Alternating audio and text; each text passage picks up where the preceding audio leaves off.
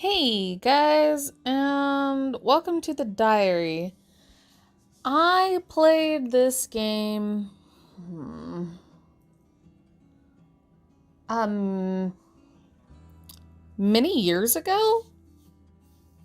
It this is the prequel to The Letter, which I will be putting videos of as soon as this is over. I played this before The Letter came out, and when I beat this game, it said that a game after it would be scary, and it would continue the story or whatever. And I was thinking, how on earth would some cute little love story pretty much turns into something scary? Well, since The Letter came out and I watched all of it, I know now. So I wanted to revisit and show you guys the prequel. So it's The Diary by Rebecca Gales. She's one of the two people that you meet in the beginning of the letter. Now, I don't want to spoil, but I don't remember there being season 1, season 2, and then epilogue. This is definitely new. I don't know about this. So I guess we'll do season 1. Now, it's going to take me a while because it's one of those things where you have to wait for things to fill up. So anyway, it's a lot of reading because it's literally a diary. So this one's called New Kid.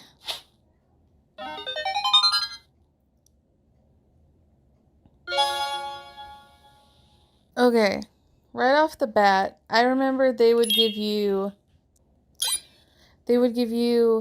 like 2 or 3 keys, if I'm remembering right.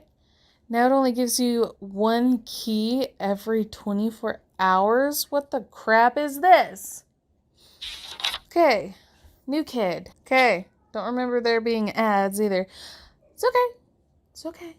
It's been a while. Whatever. Okay, New Kid. Entry 1. Today would have been a normal day if it weren't for the new transferee student. Miss Bonnie introduced him as a half American, half Japanese kid, and he goes by the name Ashton Frey. He has small eyes that perfectly matched the color of his messy, dark blue hair. Miss Bonnie instructed him to take the empty seat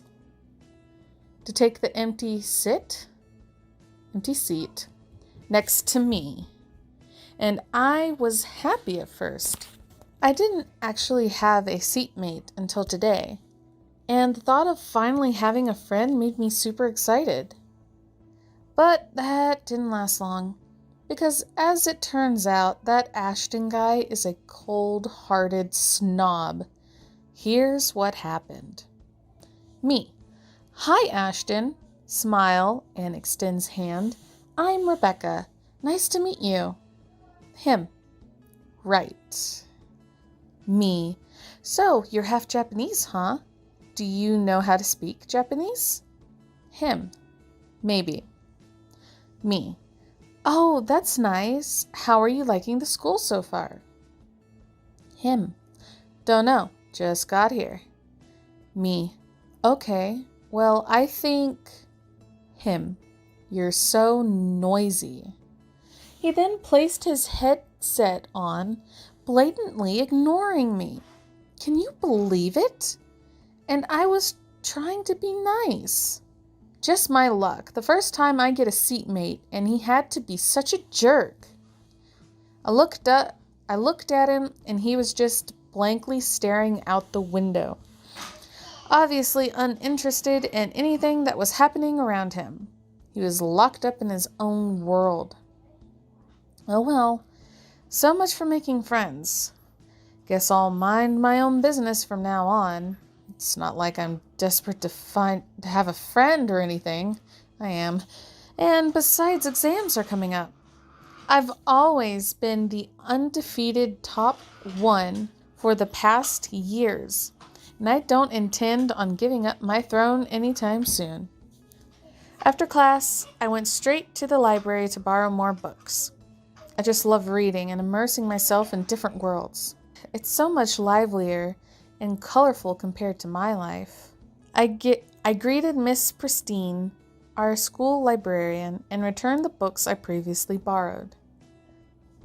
"Came to borrow more books, my dear?" she asked with a smile. "You bet. My goal is to read every book they have in here." I approached the mystery section, and to my amazement, Ashton was there. He was reading The Body in the Library by Agatha Christie. How fitting. I was impressed. Ashton didn't strike me as the reader type. Looks like we have something in common after all. I made my way past him and was taken aback when he suddenly snorted. What? He was not reading. He was sleeping. And he was using the precious book as a cover-up. I couldn't believe it. Sheesh. I was really tempted to call him out, but then again, I didn't want anything to do with him since he's such a snob. In the end, I decided to call him out or leave him alone. I'm gonna call him out. "Hey," I said, "the school library is for reading and studying, not sleeping." I snatched the book away from him. He opened his left eye and replied in coolly and annoying tone, "You again? We're in a library. Keep it down." "Don't change the subject." "My dears, is everything okay?" Miss Pristine asked when she noticed the commotion. I glanced at Ashton. He was not looking at anything in particular. His face was still showing pure disinterest in whatever's happening.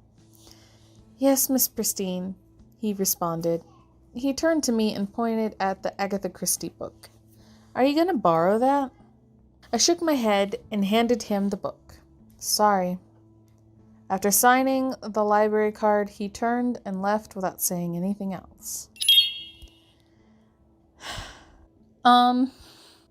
So I didn't want to wait. 24 hours for a singular key. And I saw that it was just 99 cents. And I just so happened to still have a gift card. So I might have bought unlimited keys. So we're going to continue. Wow, look at that. A new entry is unlocked. Lunch mayhem. I couldn't believe what happened today. Exam results are out, and to my disbelief, I was only at top 2. Top 2. I know this sounds pretty lame, grieving over my academics when I didn't even fail, but it's just that I've always been top 1, you know? It's my pride and joy to tell my parents that I'm the highest out of everyone in my class, because I suck at everything else outside of academics. To add salt to the wound, Ashton defeated me. He was the new top 1. It's ridiculous. Out of all the days I've been studying like crazy, I didn't even see him flip a single notebook. He doesn't take notes, and whenever teacher was lecturing, if he was not blankly staring out the window with his headset on, he was simply dozing off. But that was not the biggest surprise of the day. Well, it is, but there's more. During lunch, Mandy, the prettiest and most popular girl in our grade, along with the rest of her girlfriends, approached Ashton and invited, "Hey, Ash, let's have lunch together." She batted her luscious emerald eyes that could have made even Barbie jealous. Now the thing is, it was Mandy Rivers. Everyone wanted to have lunch with Mandy Rivers. To be honest, if I was born a guy, I'd be all over her too. Ashton was here in school for only a few weeks, and suddenly he was being courted by Mandy? Seriously, how does he do it? I've been in this school far, far longer than he was, and nobody's asked me to have lunch with them. Where is the justice? Ashton looked at her and the rest of the girls and sighed. He dragged his chair closer to mine before responding, "Sorry, but I'm already having lunch with Rebecca." What? No, he was not. Mandy and the girls were glaring at me, demanding an explanation. What should I do? Agree with Ashton. Tell him it's a lie. I want to try to have a good relationship with him. So, I guess I would just agree with him because obviously he doesn't want to be with those girls. So we'll just agree and see where it goes. "Yeah, sorry," I whispered. "I didn't know you wanted to have lunch with him. You're free to join us, though, if you want." Mandy was obviously angry. She wanted to say something, but she held it back. "No thanks," she snapped her fingers. "Let's go, girls." "What was that all about?" I said to him when they were gone. "I didn't want to have lunch with them." "Yes, that much is obvious," I rolled my eyes. "Next time, just tell them straight and don't drag me into it. Now they're going to hate me even more," I grumbled. "Even more?" His dark eyes gazed into mine. "Why do they hate you?" "Because I don't fit in. I'm a bookworm, and I'm nowhere near as pretty as them. And you think they're annoying? I don't have any friends, you know. So be thankful that you even have someone who wants to eat lunch with you." He was quiet for a bit, pondering the things I've stated. I think I might have said it so bitterly because Ashton apologized to me afterwards. "Let's eat lunch together from now on then," he said. And I think it was the first time I've seen him smile. How cute. All right, we'll do one more. A friend, entry 3. There were days before when I just wanted to give up. I would go home crying to Mum, begging her to make me change schools. It's just tough being the odd one out. Everyone in class having their own little circles of friends to share laughs and stories with. I kept on pretending it didn't bother me. After all, I have my books to keep me company. But as the days went by, the feeling of loneliness started to pile up. I didn't have a single friend I could rely on when my classmates were turning against me. I don't count people who were suddenly friendly with me when there were group projects as friends. And for years I felt hopeless and angry. I wanted to disappear. I thought today was going to be like one of those days when Mandy and her pals cornered me near the locker area this afternoon. "Stay away from Ash," she hissed. "You're so selfish. We want to spend time with him, but you're hogging him all to yourself. Acting all friendly around him, always eating lunch together and being partners on school activities." I'm not." "Yeah, right. You think you're so great, huh? Sucking up to all the teachers, always being goody two-shoes, and now you're stealing Ash away from us. You make me sick." There was so much hatred in her eyes that it scared me. I could feel my knees trembling. I opened my lips, but nothing came out. "Listen here, Gales. Nobody here likes you, so do us all a favor and just disappear. I don't want to see you going near Ash and talking to him ever again. Got that?" What should I do? Fight back or concede? I don't know how realistic it would be for her to fight back unless she just snapped. Which we could probably do. We'll do it. Ashton is my only friend. I didn't want to lose him. Mandy already has everything she could wish for. So why wouldn't she allow me to have a friend for just this one time? No. Her emerald eyes widened, taken aback by my unexpected answer. What did you say? I said no, I reiterated, more confident this time. He is my friend, and I'm not going to abandon him just because you told me to. Besides, you don't have any power to dictate who Ashton should or shouldn't be friends with. Some guts you have there, she retorted, eyebrows furrowed and hands clenched. You should have just shut your mouth and surrendered. You're going to regret crossing me. The whole commotion attracted the other students, and pretty soon they crowded together to see what was happening. I could hear them whisper to each other. She made Mandy mad. She's done for. Mandy is really sweet and nice, but she managed to cross her. Can't say I feel sorry for her. I don't really like her to begin with. Yeah, what a teacher's pet. She thinks she's better than the rest of us because she always gets good grades. I pretended their words didn't affect me. Even though I wasn't expecting anyone would defend me, I was surprised to find that I was still getting hurt. After all, I should be used to it by now. Mandy raised her hand to slap me, and I shut my eyes tightly. I was waiting for the impact, but it never came. I slowly opened my eyes and was surprised to find Ashton standing behind Mandy. He was holding her wrist. Stop it. He looked mad, and this scared Mandy. But Ash, she protested. She started it. I don't care.